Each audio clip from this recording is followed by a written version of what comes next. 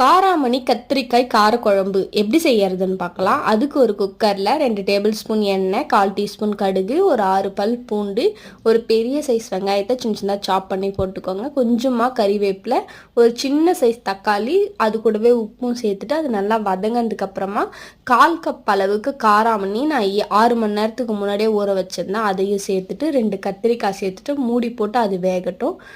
இந்த டைமில் இந்த மிக்சர் ஜாரில் ஒரு 3 பெத்த தேங்காய், 1/4 டீஸ்பூன் சோம்பு சேர்த்துட்டு தண்ணி சேர்த்துட்டு நல்லா பேஸ்ட்டாக அரைச்சிக்கோங்க.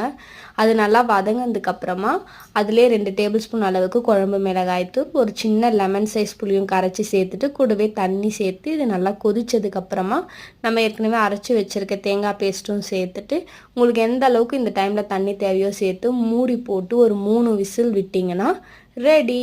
இதில் கொத்தமல்லி எல்லாம் தூவி இறக்கிட்டா சூப்பராக இருக்கும். ட்ரை பண்ணி பாருங்கள். என்ஜாய்.